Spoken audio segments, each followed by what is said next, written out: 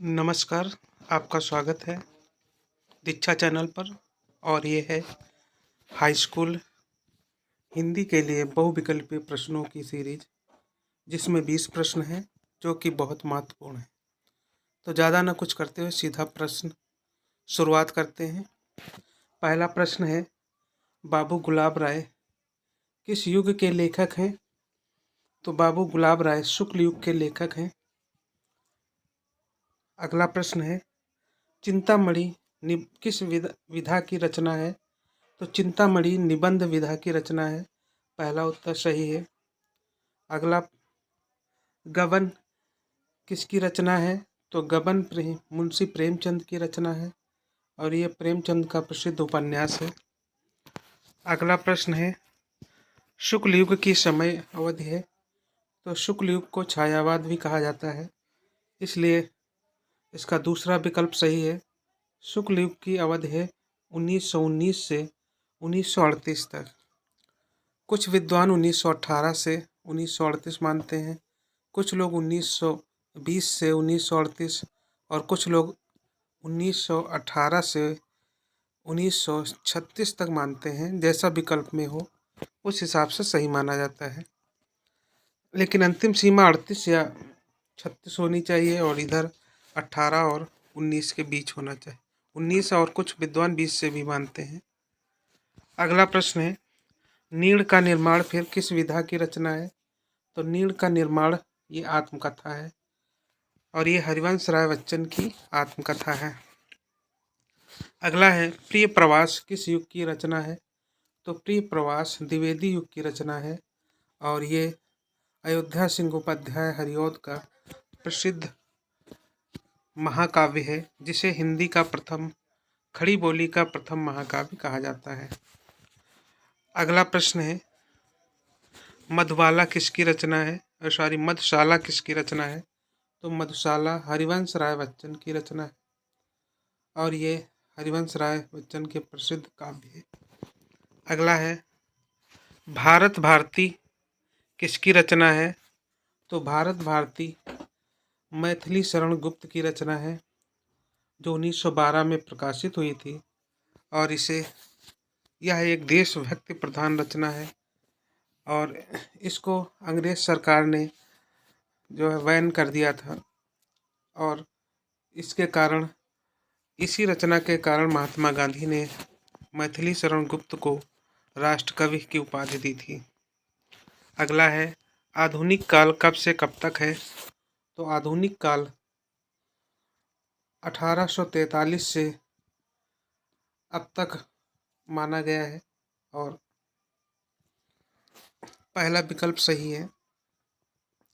1843 से अब तक माना गया आधुनिक काल, जिसमें भारतेंदु युग, द्विवेदी युग, छायावाद, प्रगतिवाद, प्रयोगवाद आदि उपखंड हैं।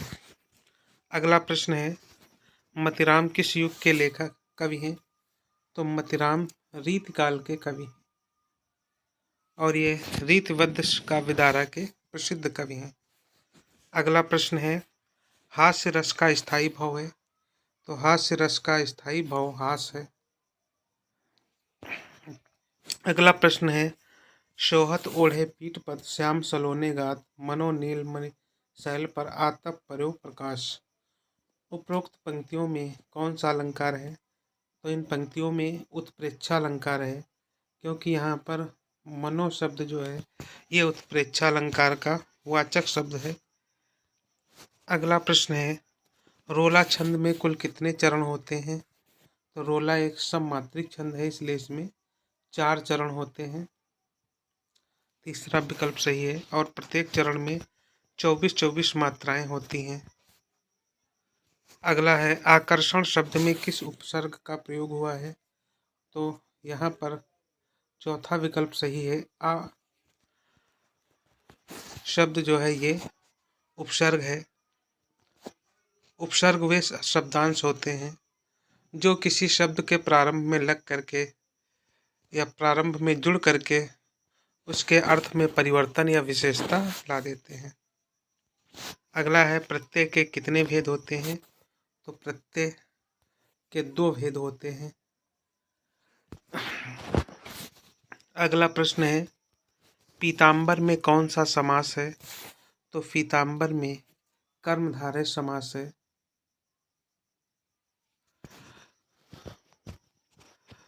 और अगला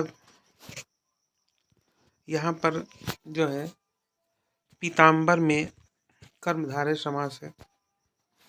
अगला प्रश्न है, आंसू का तत्सम रूप है? तो आंसू का तत्सम रूप अश्रु है, पहला विकल्प सही है।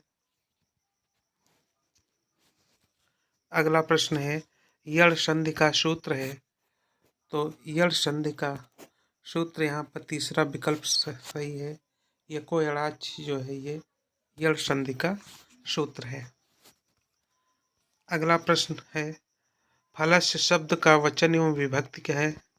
तो फलस्य शब्द में षष्ठी विभक्ति का एक वचन है, पहला विकल्प सही है।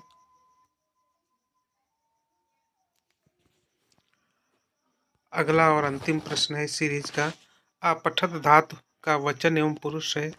तो अपठत धातु में ये प्रथम पुरुष एक वचन, दूसरा विकल्प सही है।